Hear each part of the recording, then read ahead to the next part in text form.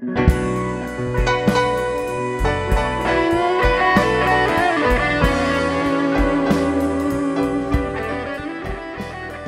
me 5 minutes and I'll prove that a government conspiracy killed President Kennedy, and the media has covered it up for 50 years.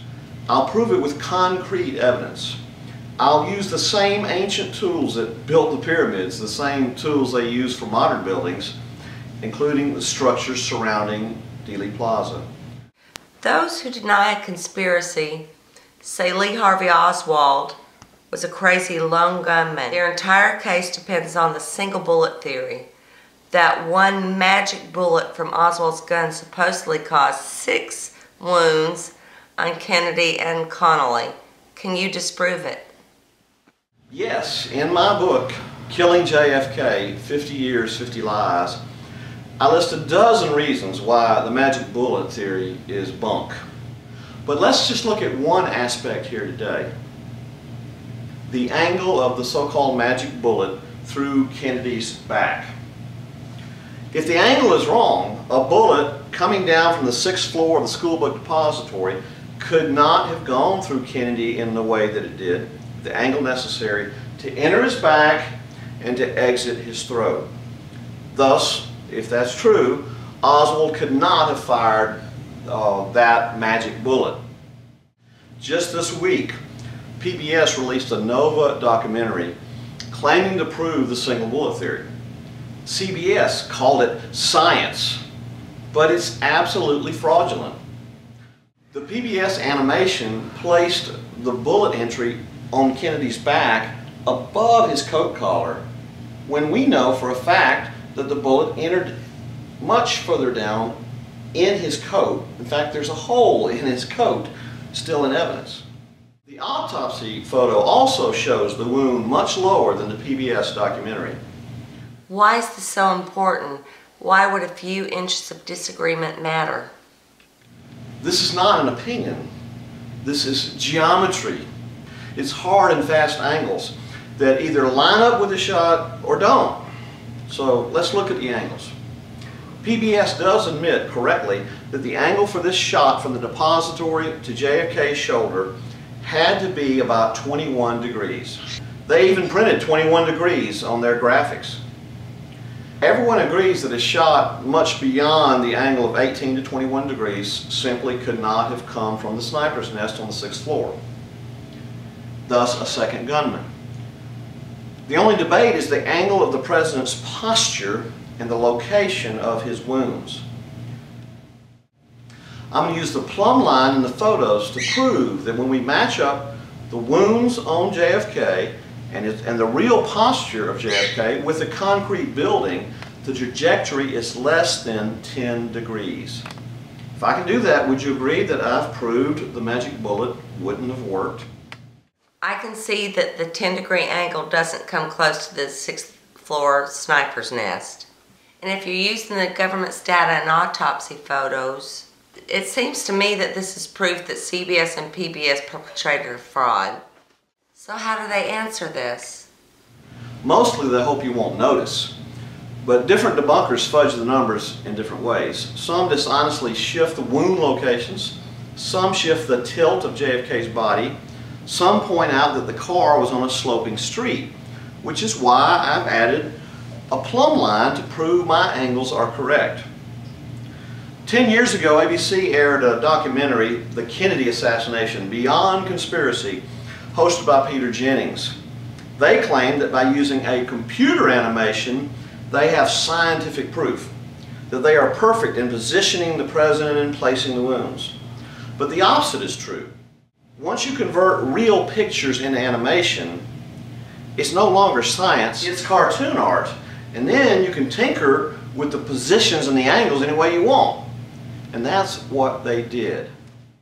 If the PBS and CBS pictures are science, why don't they match? The two pictures are off by several inches. Who's right? The answer is they were both lying. ABC and PBS just used different tricks to cheat the angles in different ways to make the impossible seem probable. In this clip from both ABC and Discovery Channel, they got one thing right, the position of the first wound into President Kennedy's back. but they are misrepresenting the location of the throat wound and the posture of JFK. The animation paints his coat as rising above his hairline, which is false, to hide how they have JFK kind of hunched over and in a curve.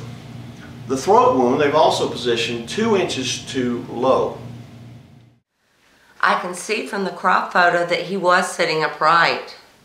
Yes, and the PBS animation takes a different sleight of hand to jigger the angle.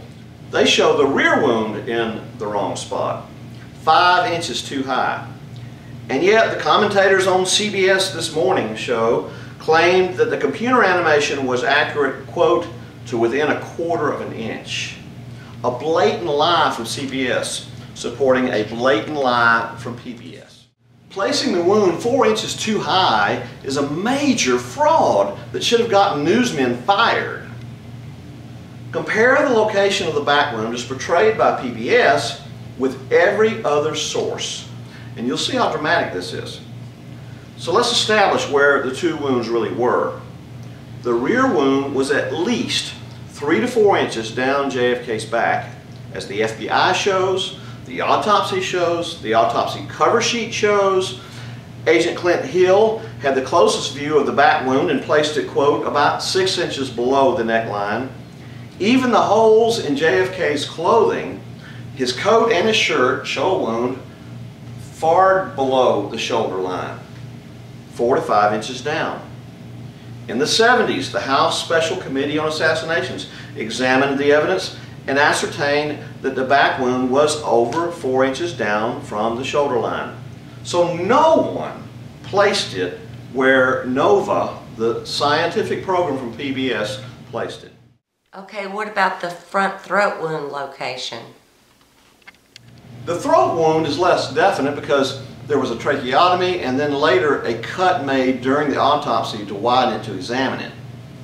But we do have this picture that was apparently taken before the autopsy and a lot of other evidence to show the throat wound is not nearly as low as the debunkers would like to place it.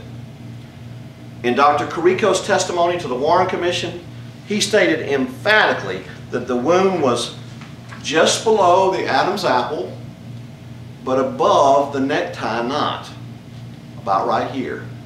And we know this because a commissioner questioning Dr. Carrico clarified, saying in the record that Carrico pointed with his hand, quote, right above where your tie is.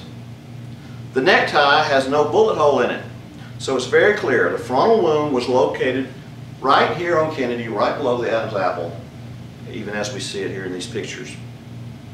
We have the wounds established. Now let's look at JFK's posture. The first shot missed, but JFK's posture at the time of the second shot is found in 3 photos. This slide, taken by Phil Willis, corresponds to Zapruder frame Z202, where we can see that even after the first wound, JFK maintains his upright posture. The best reference point for angles is the Croft photo, which has the concrete and brick wall of the schoolbook depository in the background. That wall was built with a plumb line, so we know it is a straight 90-degree angle, straight and level, like all buildings are built. Now there is a white wall people are sitting on in this picture. That wall is at a perspective where it's not level, so you can ignore it. But you can't ignore the Texas Schoolbook Depository wall, and it comes right down in a plumb line to where JFK is sitting in the car. Matching up our protractor to the wounds on Kennedy and the angle of the plumb line, we see an angle of about 10 degrees, 10 degrees or less. Nowhere near the 20 degrees required, 20 to 21 degrees required for a 6th floor depository shot coming down to where Kennedy was at that point in time. In the FBI reenactment, in the Warren Commission report, they show that very same angle and they list it as 21 degrees. 21 and 10 don't match. This is amazing. If the magic bullet angled downward from Oswald on the 6th floor, it would have hit JFK at an angle of at least 18 and 20 degrees. So absolute truth. If the magic bullet came from Oswald's gun through JFK's back and out his throat, I can see the angles simply don't add up. To sum up, the Croft photo, taken within about a second of the first wound, clearly shows JFK, his head erect, his ear lined up with his shoulder, his head and body only slightly curved forward. If we line up the wounds and use a simple protractor and a plumb line, we come up, as I said, with 10 degrees. The Warren Commission report and everybody else agrees that shot had to be 20 to 21 degrees. In fact, the 10-degree angle lines up with about the second floor of a neighboring building, the Dow Tex building, which is exactly where some people believe there was another gunman. The pictures, when properly examined, provide concrete proof.